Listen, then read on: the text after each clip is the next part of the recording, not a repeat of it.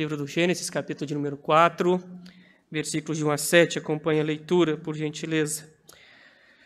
Coabitou o homem com Eva, sua mulher, esta concebeu e deu à luz Caim. Então disse: adquiri um varão com o auxílio do Senhor. Depois deu à luz a Abel, seu irmão. Abel foi pastor de ovelhas e Caim, lavrador. Aconteceu que no fim de uns tempos trouxe Caim do fruto da terra uma oferta ao Senhor. Abel, por sua vez, trouxe das primícias do seu rebanho e da gordura deste. Agradou-se o Senhor de Abel e de sua oferta, ao passo que de Caim e de sua oferta não se agradou. Irou-se, pois, sobremaneira Caim e descaiu-lhe o semblante. Então lhe disse o Senhor: por que andas irado e por que descaiu o teu semblante? Se procederes bem, não é certo que serás aceito. Se, todavia, procederes mal, eis que o pecado jaz à porta. O seu desejo será contra ti, mas a ti cumpre dominar. Livro do Gênesis, capítulo de número 4. Então, atente os seus olhos aí para algumas observações iniciais antes de nós continuarmos a leitura. Existe uma série que, embora eu não tenha assistido, ela sempre me chamou muito a atenção pelo comentário das pessoas. Quando eu falar Game of Thrones, com certeza, o Guerra dos Tronos, né? Muitos de vocês sabem do que eu estou dizendo. Não assisti a série, mas ela carrega consigo alguns números interessantes. Por exemplo, no ano de 2017, na reestreia, no início da 7ª temporada, ela alcançou 10 milhões de telespectadores, um recorde para uma reestreia de série. Alguns dados apontam que, se você considerar não apenas os que assistiram ao vivo, mas o serviço de streaming ou aqueles que viram posteriormente, essa série alcançou 23 milhões de espectadores, só o primeiro capítulo desta 7ª temporada. Por quê? Uma série que fala a respeito de traições e alianças de 7 reinos, ou de 7 famílias, como alguns costumam se referir, para a tomada do poder absoluto. Por que uma série com esse teor chama tanto a nossa atenção? Pulsa em nós, ou nós observamos ao longo da história da humanidade também, a existência de uma guerra, de 2 linhagens, de 2 tronos, de 2 reinos. O reino de Deus, o reino do Redentor, o reino do descendente de Eva, que haveria de esmagar a cabeça da serpente, e o reino da serpente, ou o reino de Satanás, esse reino que de forma parasita e atrapalhando ou tentando atrapalhar a história da redenção desde o início, tem acompanhado a história da humanidade. As famosas palavras conhecidas, a criação, o modelo como Deus quis que todas as coisas acontecessem, o estrago que a queda trouxe, trazendo problemas no nosso relacionamento para com Deus, para com o próximo e para a criação, e a redenção proporcionada em Cristo Jesus tem acompanhado, ou esses 3 elementos têm acompanhado a existência da humanidade e da nossa existência também.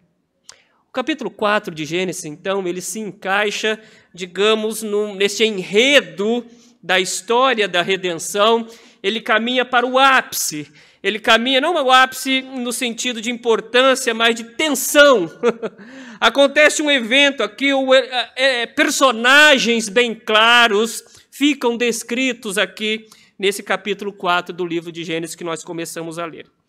Então, na Guerra dos Tronos, eu convido você a observar algumas cenas. Eu quero que você acompanhe o capítulo 4, então, como um enredo de um filme, em que personagens são descritos, a tensão vai sendo levantada ou aumentando até o seu ápice, e depois você tem um desfecho com promessa de redenção. Acompanhe esse filme, então, da história da redenção, em algumas cenas que ele tem.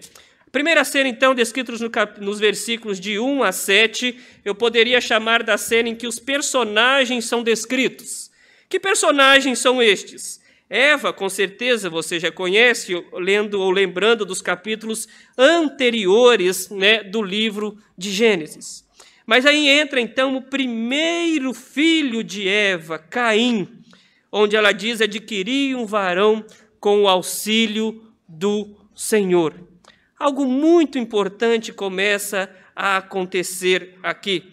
O termo utilizado como coabitou aqui, na realidade, é conhecer, biblicamente fazendo referência a um relacionamento extremamente íntimo, tanto que na Bíblia ele é utilizado para o relacionamento conjugal entre homem e mulher. Até no Novo Testamento isso vai acontecer, né? Quando diz que José ainda não tinha conhecido Maria para que ela estivesse grávida. Esse é o termo, esse é o teor aí do coabitar, aí, de conheceu Adão a Eva. O que é interessante aqui são duas coisas. Primeiro, você parou para pensar na expectativa que Eva teria com esse filho nascendo? No capítulo anterior, ela tinha recebido a promessa de que o descendente dela haveria de esmagar a cabeça da serpente. Coloque-se no lugar de Eva. Toda a queda tinha acontecido, ou os estragos da queda tinham acontecido no capítulo 3. Essas esferas de relacionamento haviam sido profundamente afetadas. As coisas com Deus não estavam mais tão bem quanto eram antes. Havia vergonha, havia vontade de fugir da presença do Senhor. As coisas com Adão não estavam muito bem, né? De companheira idônea, agora Adão já começa a falar, essa mulher que o Senhor me deu, o problema não é meu. Veio com defeito de fábrica. O relacionamento conjugal já não é mais o mesmo. A criação já não é mais a mesma. Para produzir agora aquilo que era fértil, cultivado, talvez produzia proporções de 100 por 1, não sei, agora tinha que ser de forma sofrida, um trabalho dobrado ou triplicado, ou seja, a vida está muito complicada, mas havia uma promessa de que um descendente haveria de esmagar a cabeça da serpente, e essa gravidez, então, talvez tenha gerado em Eva tantas expectativas, mas esse menino que nasce é Caim, que é nascido ou é gerado com o auxílio do Senhor. Você tem uma mãe que agradece a vida ou a chegada da sua criança. Mas o começo dele, ele era agricultor como seu pai também, mas talvez o próprio nome dele, Caim vem da raiz original, vai apontar para adquirir, ou ato de adquirir, ou aquele que adquire, talvez já apontasse para as inclinações da personalidade de Caim, que não eram tão santas assim, desde o seu nascimento. Surge um segundo elemento nessa história. E aí, como nós lemos então, nasce Abel, que foi pastor de ovelhas, e Caim, lavrador. Novamente, o autor de Gênesis é muito sutil na apresentação dos personagens, certas sutilezas a língua portuguesa não traz. Abel significa vapor, ou aquele que se esvai. O autor de Gênesis, Moisés, já apontava para aquele cuja existência seria tão curta, embora extremamente significante na história da redenção. E esses dois personagens, além de Adão e Eva, vão caminhando. Então, nos versículos 3 e 4, você vai ter aí a apresentação do famoso episódio da oferta deles. E note, eu quero que você vá comparando não apenas a apresentação dos personagens, mas o enredo da história, como que esses dois filhos, esses dois personagens vão desenvolvendo as suas ações e o enredo, como as coisas vão acontecendo. Então você tem o famoso episódio da oferta, em que, no fim dos tempos, Caim trouxe do fruto da terra, Abel, por sua vez, trouxe das primícias da terra. E, embora nós tenhamos a caricatura, né? Muito talvez tenham visto filmes bíblicos em que Caim, tem uma série, aliás, né? Em que Caim tenha pegado frutos podres de quinta categoria, isso não está no registro bíblico. Mas existe uma peculiaridade aqui que o autor deixa bem claro para contrapor os dois. Caim trouxe dos frutos da terra, ok. Abel, por sua vez, trouxe das primícias do seu rebanho. O autor já deixa bem claro que Caim não ofereceu dos primeiros frutos. Não quer dizer que os frutos sejam ruins, mas a oferta de Caim não era fruto, ou o ato de ofertar não era primazia na vida de Caim, ao passo que em Abel, sim. A forma da oferta não havia nada de errado. Nos capítulos posteriores, nos livros posteriores do Novo Testamento, a oferta de cereais e de frutos era igualmente aceita perante o Senhor, tal como a oferta do sacrifício de animais. Caim não errou no elemento da oferta em si, mas talvez da forma ou na motivação de um coração que não é totalmente dependente do Senhor. Talvez não, o autor já deixa bem claro que a adoração não era prioridade para Caim. E aí nós vamos caminhando, então, as duas ofertas são feitas, uma é aceita, ou o Senhor se agrada, e de outra oferta não. Consequência da oferta de Caim não aceita, parte B do versículo 5, Caim descaiu-lhe o semblante. Ou literalmente semblante caindo, numa tentativa inútil de esconder os seus sentimentos. Caim vai demonstrando ou começa a transparecer o seu caráter, mesmo que ele não queira. Então lhe disse o Senhor: por que andas irado e por que ele descaiu o teu semblante? Se procederes bem, não é certo que serás aceito? Se todavia procederes mal, eis que o pecado jaz à porta, o seu desejo será contra ti, mas cumpre dominá-lo. Algumas coisas são interessantes aqui. A primeira é que, notando o descontentamento de Caim, é Deus quem vai em busca dele. Segunda coisa que eu quero chamar a sua atenção é de que Caim não estava condenado à perdição instantaneamente com esse erro. Nós, sabendo o final da história e toda a história da redenção, evidentemente olhamos para Caim como, digamos, um filho da perdição ou algo do tipo.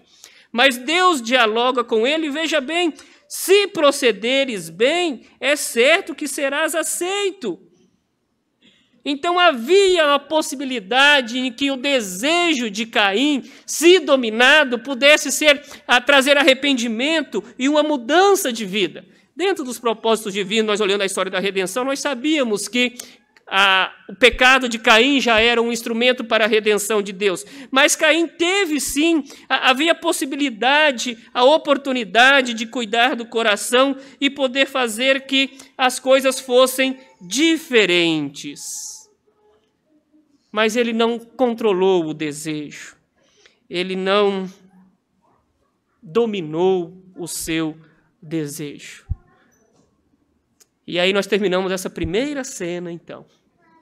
Um casal que, sofrendo as consequências da queda, talvez com certeza, tinha muitas expectativas quanto ao nascimento do primeiro filho. Esse primeiro filho é Caim, o que adquire ou o adquirir.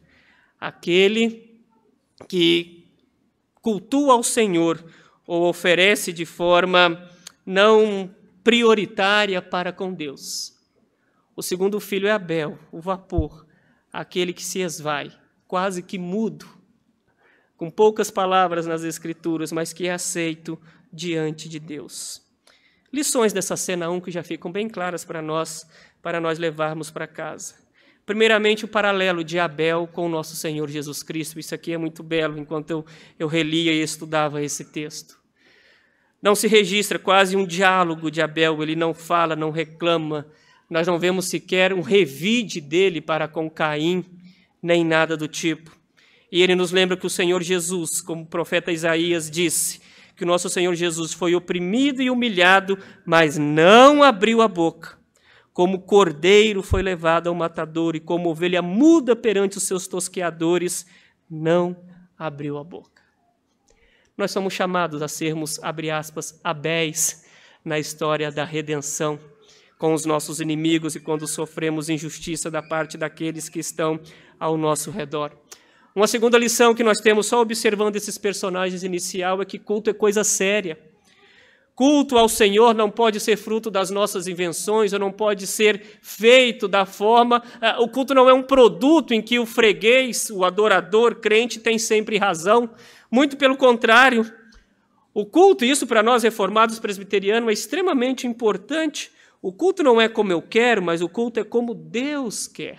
Lembre-se disso.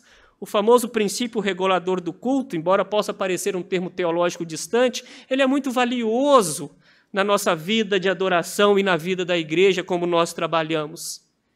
Com certeza, Abel e Caim tinham informações prévias de Adão e Eva a respeito da forma correta de adorar.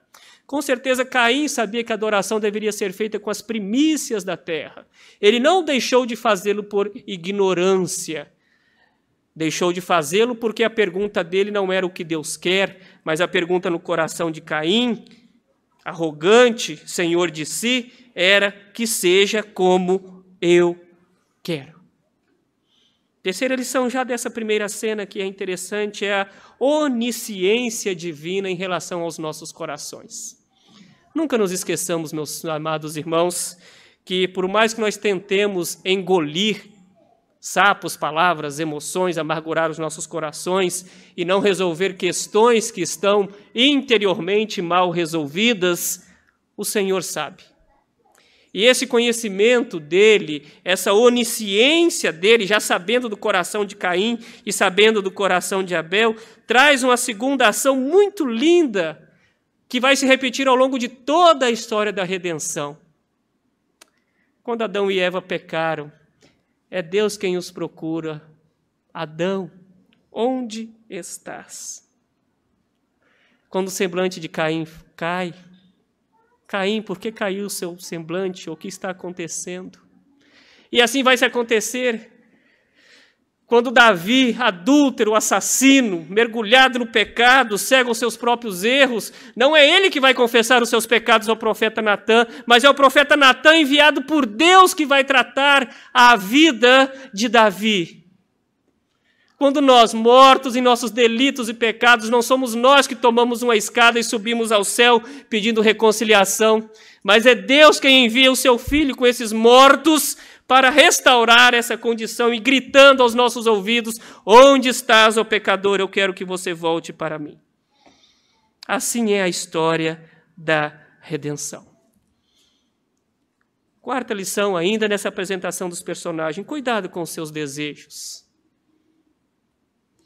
O apóstolo Pedro diz que o diabo, vosso adversário, anda em derredor, como leão que ruge, procurando alguém para devorar. Resisti-lhes firmes na fé. É claro que desejo também é pecado, mas ele é um pecado que pode ser morto no ninho, deixando de gerar algo muito maior. Todo adultério, todo assassinato, todo roubo, ele não é, via de regra, cometido de forma impulsiva. Mas ele é fruto de ações pontuais, pecados não confessados, problemas não tratados, que de uma pequena semente maligna vai gerar uma enorme árvore, gerando consequências desastrosas. Quem gosta de assistir ou ler O Pequeno Príncipe sabe muito bem os famosos baobás, né? A árvore que o Pequeno Príncipe tem que lutar, e ele fala: se eu não arrancá-las enquanto elas estiverem pequenas, elas dão muito trabalho quando elas são grandes. O pecado são como baobás na nossa existência também.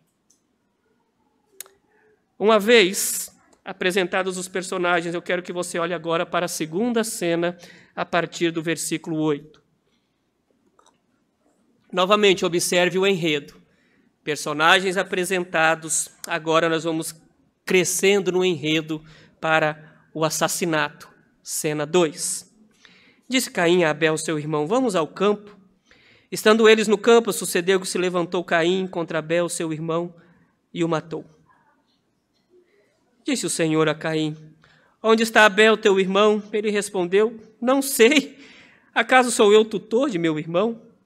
E disse Deus: que fizeste? A voz do sangue do teu irmão clama da terra a mim. És agora, pois, maldito por sobre a terra, cuja boca se abriu para receber de tuas mãos o sangue de teu irmão. Quando lavrares o solo, não te dará ele a sua força.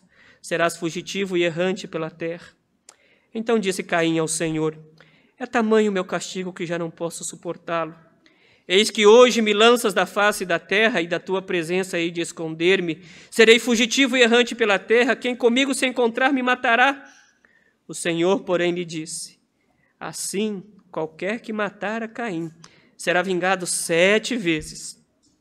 E pôs o Senhor um sinal em Caim, para que não o ferisse de morte quem quer que o encontrasse. Retirou-se Caim da presença do Senhor e habitou na terra de Nod, ao oriente do Éden. A ênfase aqui nessa segunda cena é a irmandade. Se você contar quantas vezes acontece a expressão aí, irmão, irmão, 7 vezes. Onde está o seu irmão? Acaso sou eu tutor do meu irmão? O tamanho do pecado vai brotando, o fraticínio, né? Ou o primeiro fraticínio que você tem aqui. E novamente falando que pecados não confessados e não tratados vão gerando pecados maiores. O assassinato de Abel não foi fruto da impulsão de Caim. O coração amargurado e não tratado agora se transforma Caim num criminoso que premedita aquilo que vai fazer. Disse Caim a Abel: vamos ao campo. Estando eles no campo, o assassinato acontece. E a resposta de Caim à pergunta maligna é muito interessante. A pergunta divina, aliás, mostra um espírito maligno na vida de Caim. Espírito não no sentido de possessão, mas dele ser guiado por isso daí. Versículo 9 traz aquilo que eu já disse no início: o Senhor indo atrás dos seus filhos para a redenção e para a correção. Onde está Abel, teu irmão? É interessante como o pecado cega as pessoas. Caim já deveria ter percebido que só de olhar o semblante dele, o Senhor já tinha desvendado tudo que se passava pelo coração dele. Mas parece que ele não toma consciência dessa onisciência divina e tenta mentir para Deus. Tinha acabado de matar matar Abel, está lá na maior ironia quase, né? Na maior dissimulação. Não sei, acaso sou eu tutor de meu irmão? E a investigação de Deus começa a caminhar a partir do versículo 10. A voz do sangue do teu irmão clama até mim. É Deus fazendo justiça ao inocente. Dos versículos 11 para frente, agora eu quero que você preste bastante atenção da maldição sobre a vida de Caim e o castigo ou a marca sobre ela. Isso é interessante, isso daqui. O rebelde fracassa, porque, embora ele tivesse conhecimento tentando enganar a Deus, né, ele sabia que não podia enganar a Deus, mas tenta fazê-lo.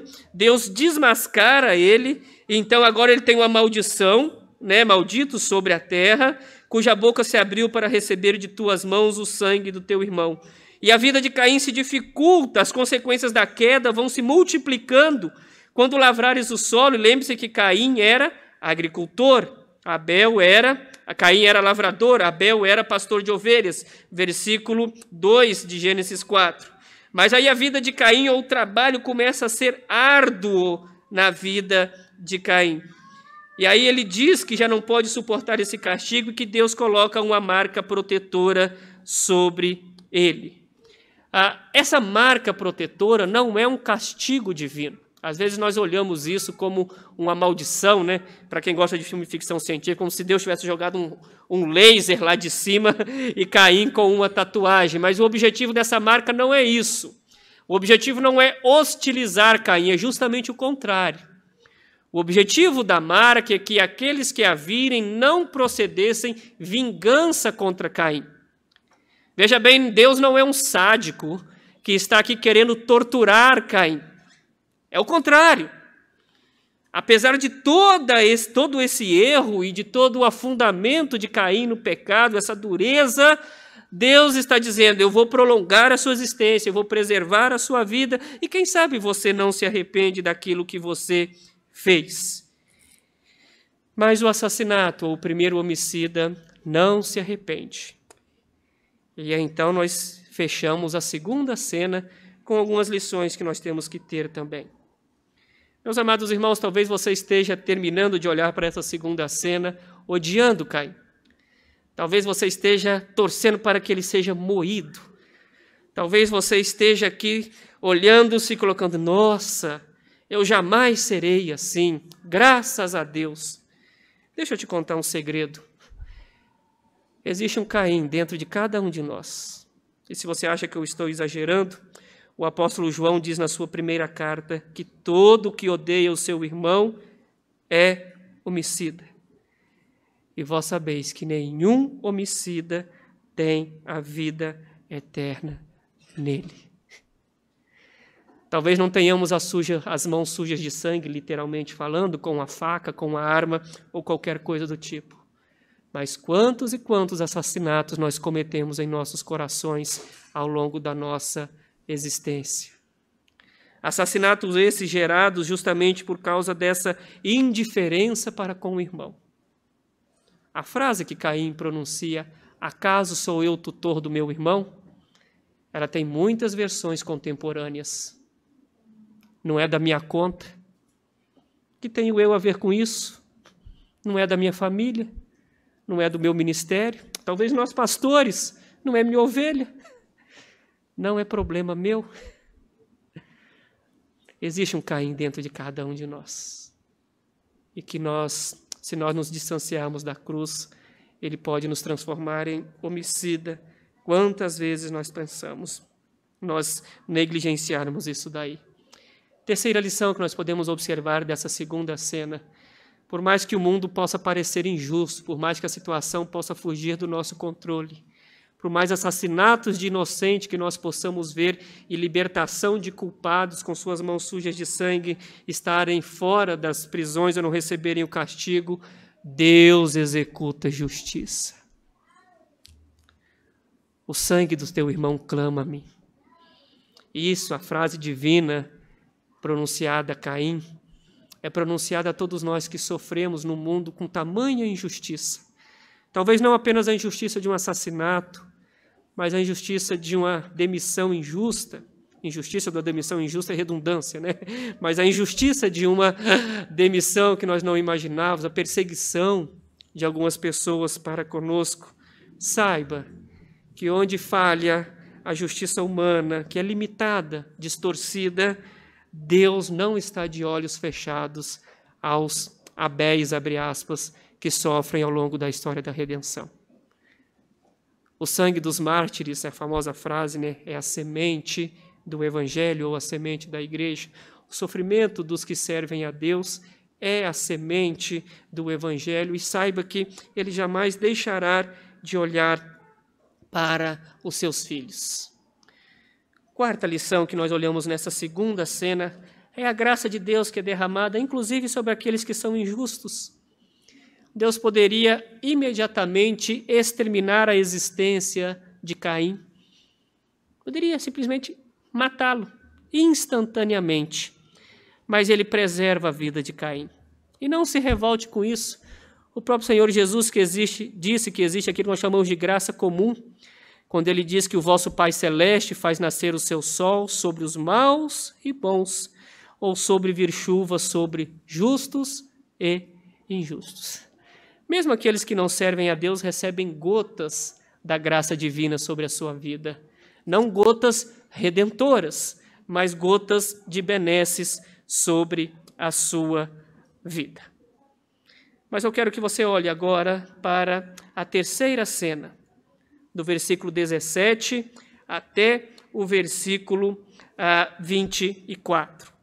O agravamento da situação. E coabitou Caim com sua mulher, filhos de Caim, descendência de Caim. Observe o histórico de Caim e como que isso vai se perpetuando. E coabitou Caim com sua mulher, ela concebeu e deu à luz a Enoque. Caim edificou uma cidade, lhe chamou Enoque, que era o nome de seu filho. A Enoque nasceu-lhe Irade, Irade gerou a Meujael, Meujael a Metusael e Metusael a Lameque. Lameque tomou para si 2 esposas. O nome de uma era Ada, a da outra se chamava Zilá.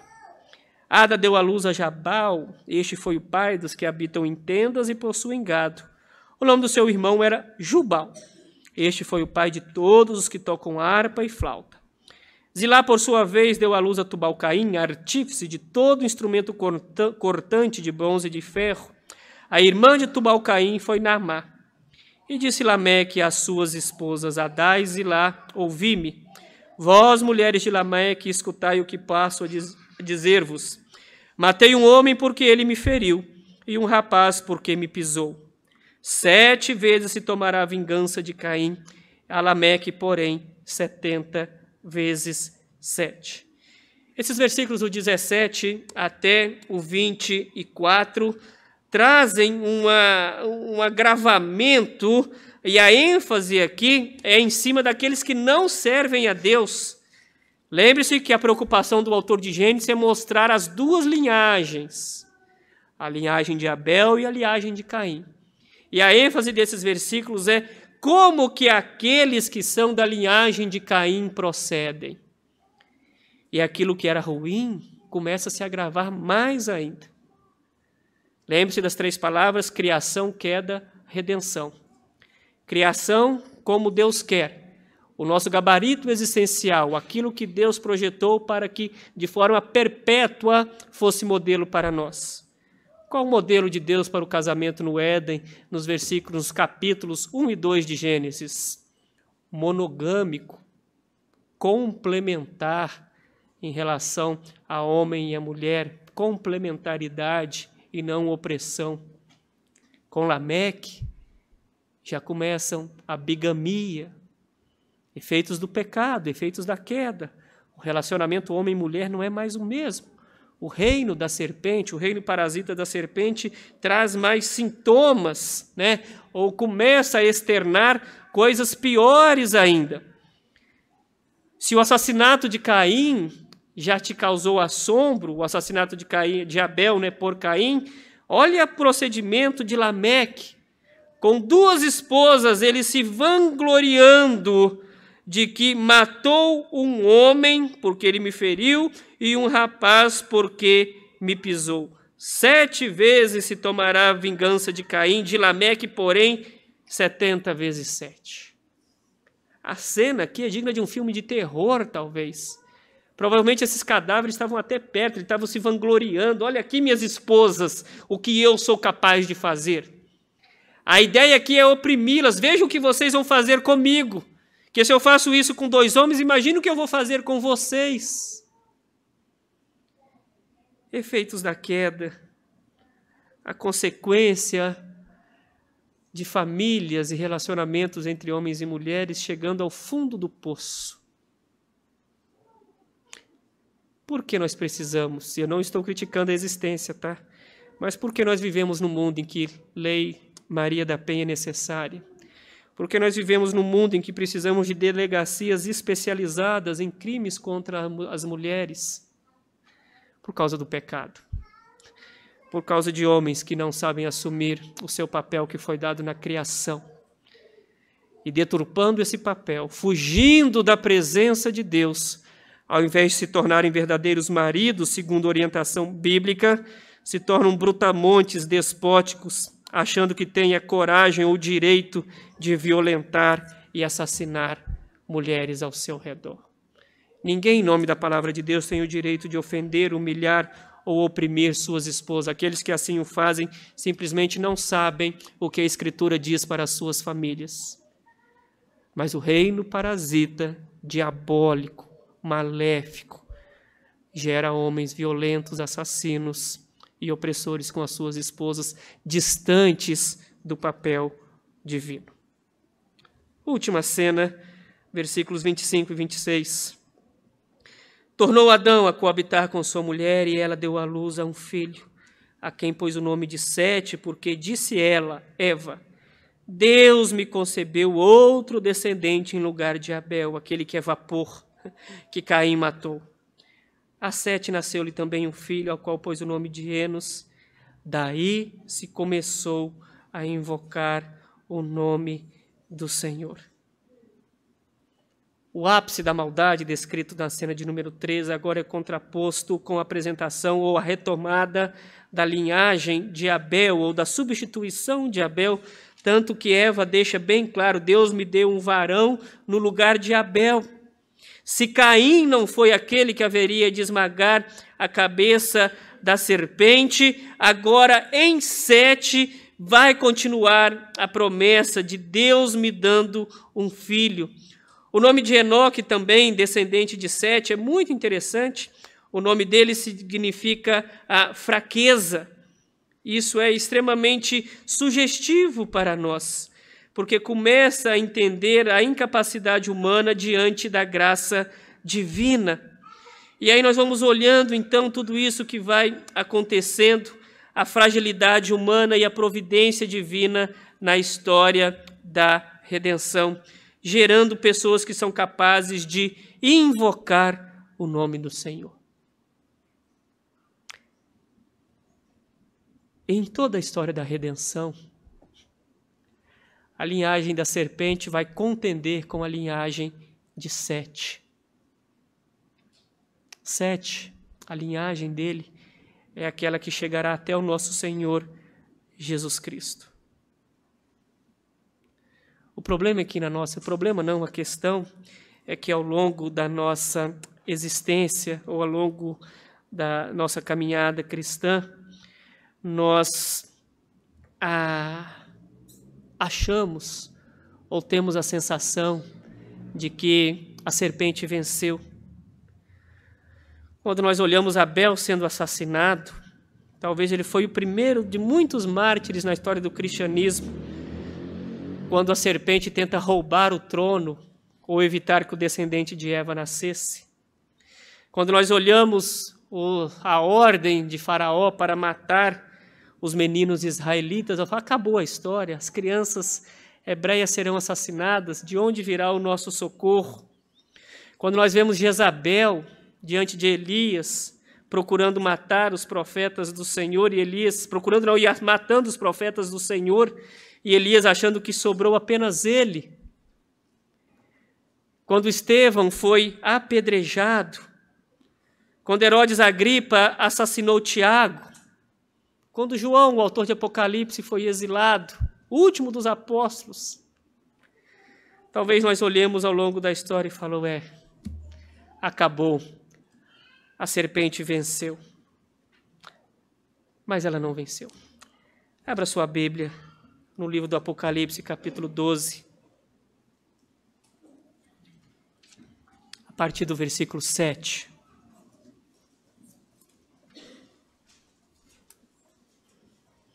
Em resposta a essa impressão que às vezes nós temos de que Deus está morto, de que a igreja fracassou, de que a serpente venceu. Olhe a visão que João teve. Revelação do nosso Senhor Jesus Cristo a João. E eu quero que você leia comigo Apocalipse capítulo 12, todos a uma só voz. Nós leremos do versículo 7 até o versículo 12. E toda vez que você imaginar que a igreja vai fracassar, toda vez que você achar que a serpente venceu, toda vez que você achar que não tem saída, lembre-se desse trecho das Sagradas Escrituras, revelação do nosso Senhor Jesus Cristo ao apóstolo João. Todos a uma só voz, mas mesmo assentados, todos juntos. Houve peleja no céu. Miguel e os seus anjos pelejaram contra o dragão. Também pelejaram o dragão e seus anjos. Todavia, não prevaleceram, nem mais se achou no céu o lugar deles.